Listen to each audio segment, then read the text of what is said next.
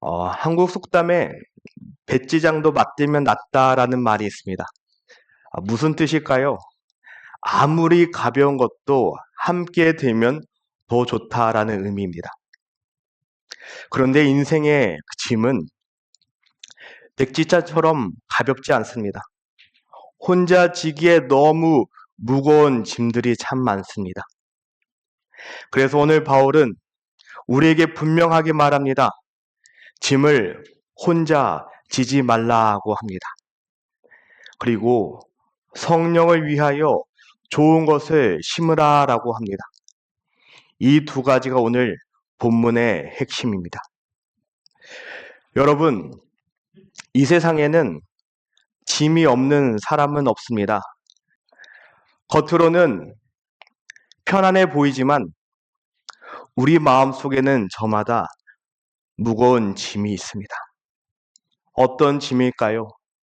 건강의 짐, 자녀의 짐, 외로움의 짐, 오래된 상처의 짐, 수많은 것들이 있습니다.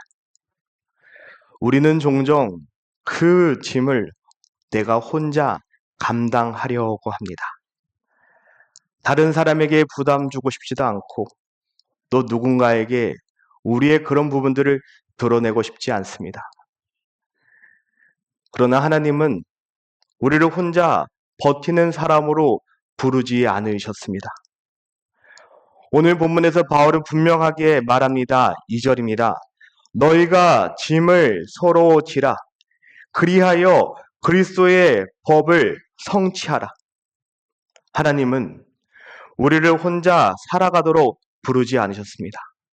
그렇기에 아담만 있는 것이 아니라 하와도 만드신 거 아닙니까? 창조하시는 거 아닙니까? 서로의 짐을 나누고 함께 울고 함께 웃고 함께 기도하며 함께 걸어가도록 우리 교회를 세우셨습니다. 그렇기에 성숙한 신앙인이라면 그 모습은 모든 짐을 혼자 감당하는 것이 아니라 서로의 짐을 함께 지는 모습이 그 가운데 나타나야 합니다. 그렇다면 짐을 서로 진다는 것은 어떤 의미일까요? 거창한 일이 아닙니다. 무거운 짐을 지고 가는 사람 곁에 조용히 다가가면 됩니다. 때로는 아무 말 없이 곁에 앉아 있어 주는 것만으로 충분합니다. 사람이 가장 힘들 때는 짐이 무거울 때가 아니라 그 짐을 내가 혼자 감당해야 되는 것처럼 느낄 때이지 않을까요? 그렇기에 누군가 내 곁에 있어 준다는 사실만으로 짐의 무게는 달라지는 것 같습니다. 그런데 우리는 종종 서로의 짐을 나누지 못합니다. 여러 가지 이유로 자신의 어려움을 말하지 못할 때가 있습니다. 그리고 반대로 다른 사람의 어려움을 보고도 그냥 지나칠 때도 있습니다. 그러나 여러분, 우리의 자신의 연약함을 나누는 것도 믿음입니다. 그리고 누군가에게 도움을 요청하는 것도 겸손입니다. 그리고 모른 척 하는 것이 항상 배려만은 아닙니다. 때로는 사랑이 부족해서 다가가지 못할 때도 있지 않습니까? 어떻게 해야 하는 것이 맞나? 라고 망설여질 때 우리는 그때 예수님을 기억해 보면 어떨까요? 예수님은 우리의 짐을 멀리서 바라만 보고 계시지 않았습니다. 친히 이 땅에 오셔서 우리의 죄를 그 짐을 대신 지셨습니다. 그래서 그리스도의 사랑을 아는 사람은 다른 사람의 짐을 외면할 수 없습니다. 바울은 이것을 그리스도의 법을 성취하는 것이라고 말합니다. 그리스도의 법은 서로 사랑하라입니다. 결국 사랑은 감정이 아니라 짐을 함께 지게 하는, 행동하게 하는 원동력이 됩니다. 말로만 하는 것이 아니라 가까이 다가가서 함께 서 있는 그 삶을 말하고 있습니다.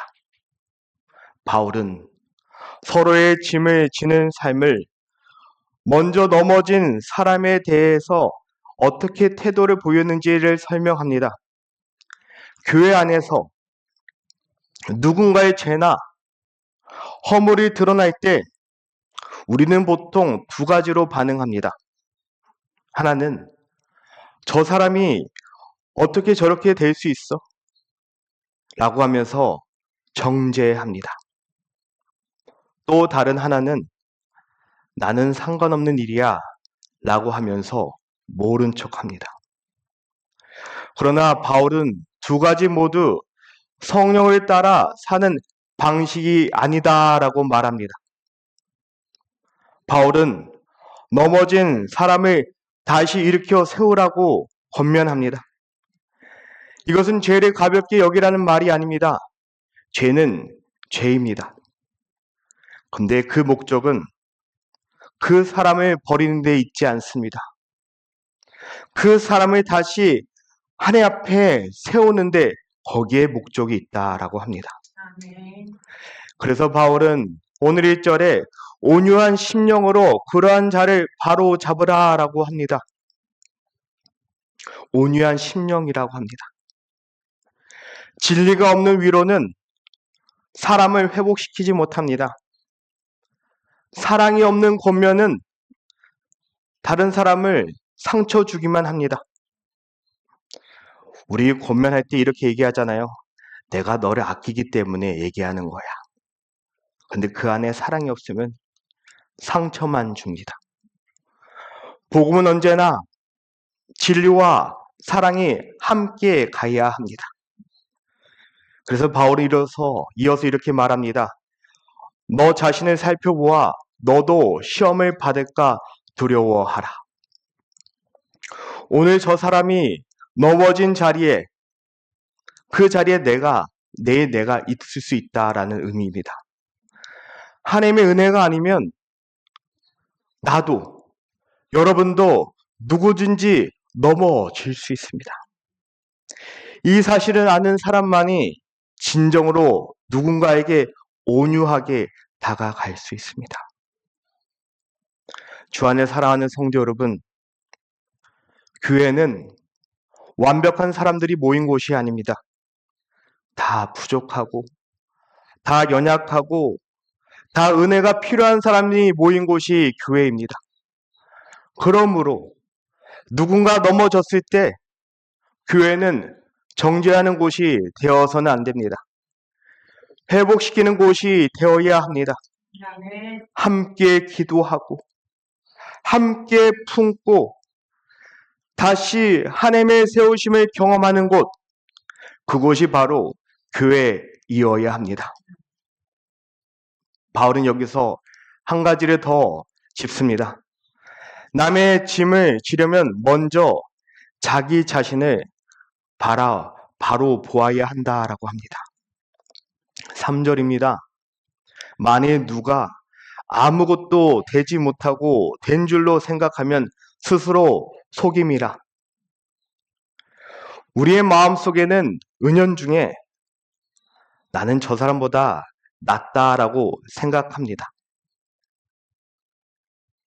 그리고 그 사람의 짐을 함께 지기보다는 비판합니다. 판단합니다. 그러나 하나님 앞에서 우리 가운데 누가 자랑할 수 있을까요? 여러분, 지금 내가 믿음 안에 서 있다라고 하는 것 내 힘이 아닙니다. 그것은 내 힘이 아니라 하나님께서 나를 지금 붙들어 주고 계시기 때문입니다. 반대로 나 같은 사람이 무슨 도움이 되겠습니까? 라고 하며 아무것도 하지 않는 것도 문제입니다. 하나님은 우리에게 없는 것을 요구하지 않으십니다. 기도해 줄 수 있는 마음, 옆에 앉아줄 수 있는 마음, 함께 얘기를 들어줄 수 있는 마음, 그 마음으로 충분합니다. 하나님께서 우리에게 이미 주신 것, 그 사랑이면 됩니다. 5절에 바울이 이렇게 말합니다. 각각 자기의 짐을 질 것이라. 앞에서 짐을 서로 지라라고 했는데 여기서 자기의 짐을 지라라고 하니 마치 모순처럼 들립니다. 그러나 2절과 5절에서 말하는 짐은 다른 짐을 말하고 있습니다. 2절에서 말하는 짐은 혼자 감당하기 어려운 무거운 짐을 의미합니다. 그리고 5절에서 말하는 짐은 하나님께서 각 사람에게 맡기신 책임을 의미합니다. 예를 들어서 등산할 때는 각각 자기가 배낭을 메어야 합니다. 산 안 타보셨어요? 자기 마실 거, 먹을 거 각자 배낭에 넣어야 합니다. 그러나 산을 올라가다가 누군가가 발이 접질렀다라고 생각해 보신가? 그러면 누군가가 다쳤다면 그 사람은 부축해야 하지 않겠습니까? 그 사람은 짐을 나누고 누군가 그 사람의 짐을 대신 지고 두 사람은 그 사람을 부축하지 않겠습니까? 이 모습입니다. 서로 사랑하되 각자의 책임도 감당하는 것, 하지만 누군가 아플 때 그 짐을 함께 지어나가는 것, 이것이 진정한 건강한 공동체의 모습이다라고 합니다. 네. 6절에서 바울은 서로 짐을 지는 또 하나의 모습을 말하고 있습니다. 가르침을 받는 자는 말씀을 가르치는 자와 모든 좋은 것을 함께하라. 말씀을 배우는 성도와 말씀을 가르치는 사람과 좋은 것을 함께 나누라라고 합니다. 교회는 어떠한 종교 서비스를 제공하는 곳이 아니라 말씀을 중심으로 말씀 안에서 서로 섬기고 함께 세워가는 공동체입니다. 우리 안에 좋은 것이 무엇입니까? 바로 하나님의 말씀이지 않겠습니까? 우리 안에 좋은 것이 무엇입니까? 바로 은혜이지 않습니까? 그 말씀과 은혜를 우리 안에 같이 흘려보내는 것, 그것이 얼마나 아름다운 공동체이겠습니까? 이제 바울은 같은 주제를 다른 각도에서 말하기 시작합니다. 7절입니다. 사람이 무엇으로 심든지 그대로 거두리라. 무엇으로 심든지 그대로 거두리라. 너무나도 당연한 말입니다. 콩 심으면 콩이 나야 합니다. 팥을 심으면 팥이 나야 합니다. 내가 콩을 심었는데 팥이 나면 그 씨를 산 곳에 가서 따지지 않습니까? 너무나도 잘 아는 진리입니다. 그런데 우리의 영적인 삶에서는 이 당연한 진리, 단순한 진리 자꾸 잊어버리게 됩니다. 기도를 심지 않으면 믿음이 깊어지기를 바랍니다.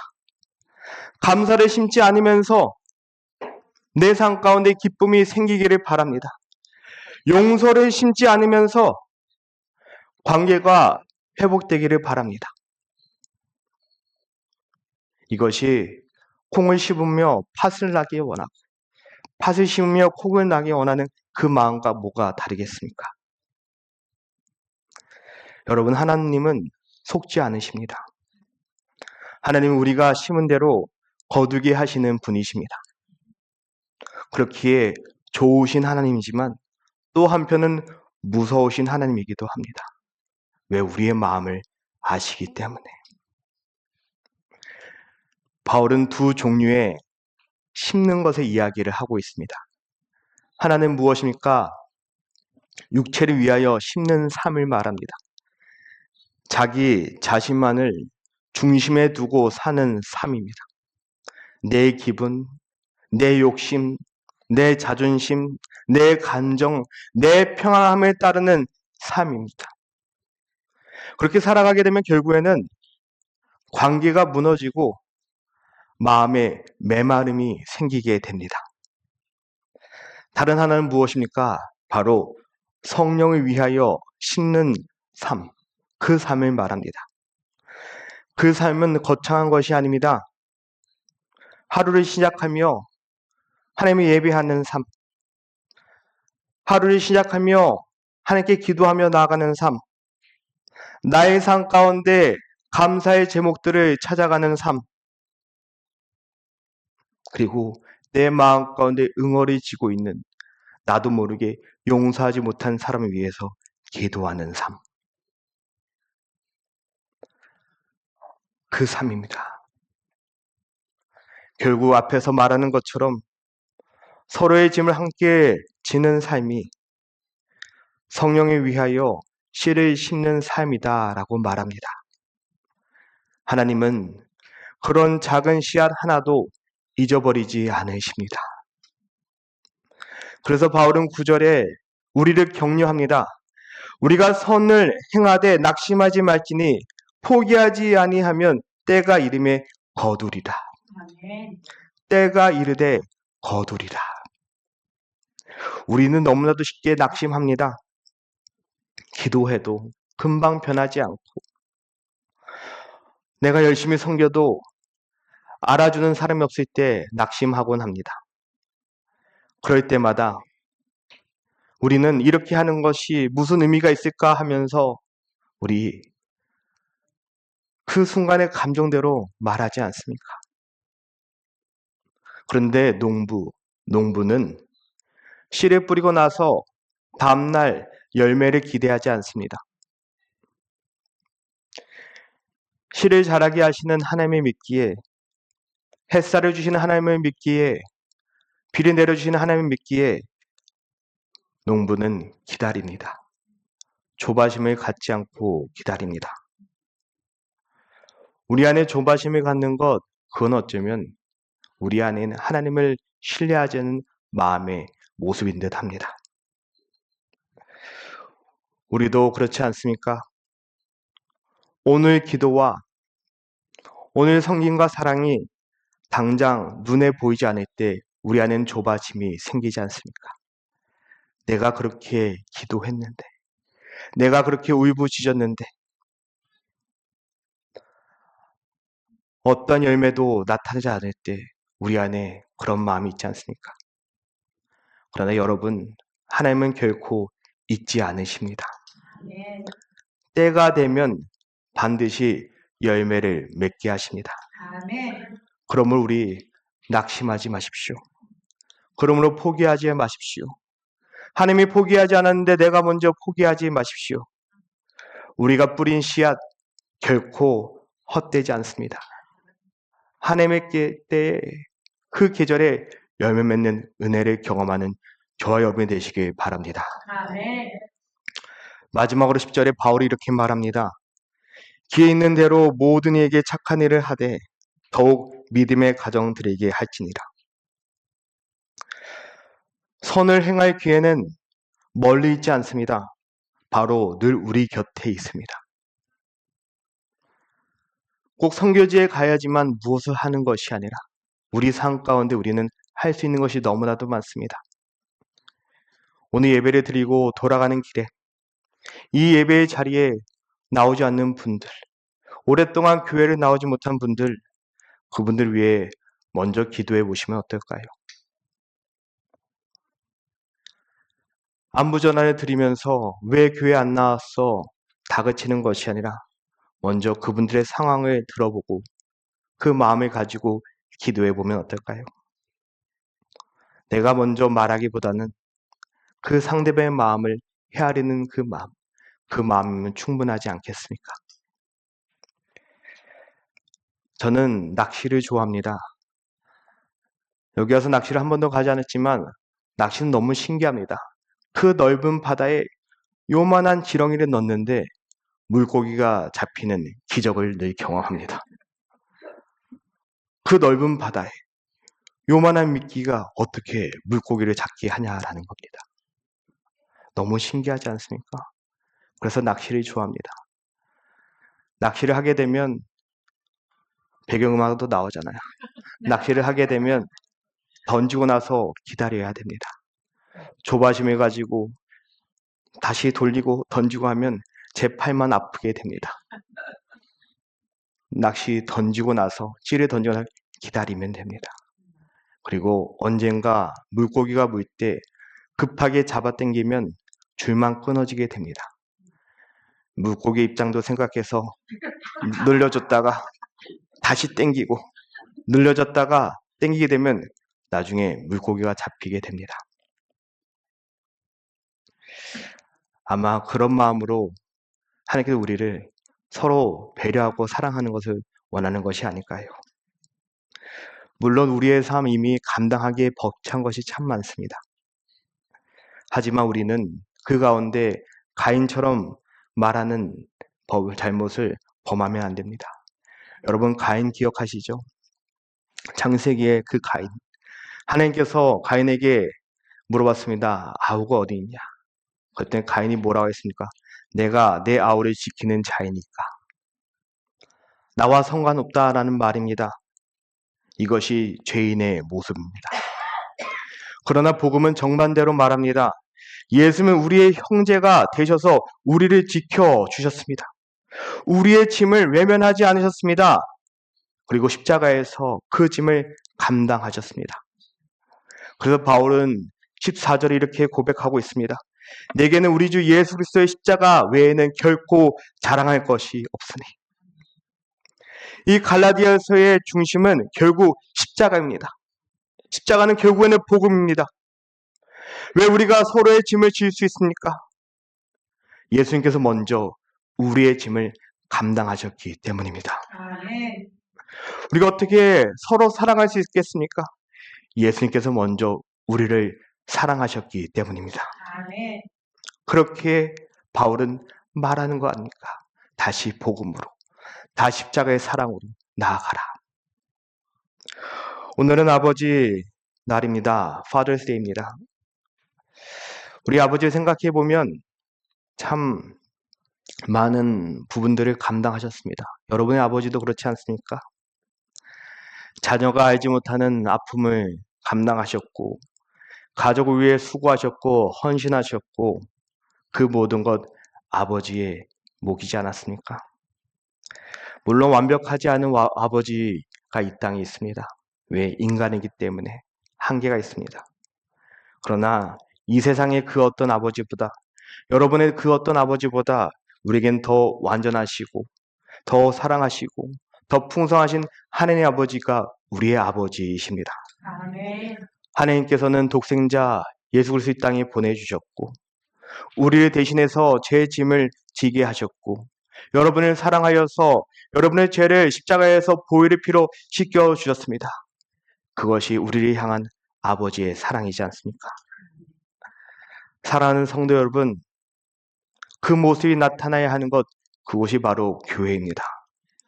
교회는 완벽한 사람들이 나타나는 곳이 아니라 서로의 짐을 외면하는 사람들이 모이는 곳이 아니라 누군가 넘어졌을 때 정죄하기보다는 다시 일으켜 세우고 누군가 지쳐있을 때 외면하기보다는 함께 기도해주고 함께 걸어가는 것, 그것이 교회이지 않습니까? 하나님께서 먼저 우리의 짐을 지셨던 것처럼 우리가 그 사랑을 경험하고 체험했다면 우리도 그 사랑을 흘려보낸 자가 되어야 되지 않겠습니까? 세상은 이득을 따지지만 우리는 하나님의 마음을 가지고 나아가야 합니다. 하나님은 그렇게 살아가도록, 우리에게 그렇게 살아가라고 예수님을 이 땅에 보내주셨습니다. 그리고 우리가 기도하며 뿌린 그 작은 씨앗도 때가 되면 반드시 열매를 맺게 될 줄 믿습니다. 그렇게 주 안에 사랑하는 성도 여러분, 우리 하나님이 주신 넓은 마음을 가지고 서로를 사랑하고 서로를 품어주고 우리 같이 성령의 일하심을 경험하고 함께 하나님을 예비하는 우리 서로 나아가는 믿음의 공동체가 되시길 주님의 이름으로 축원하여 드립니다. 아멘.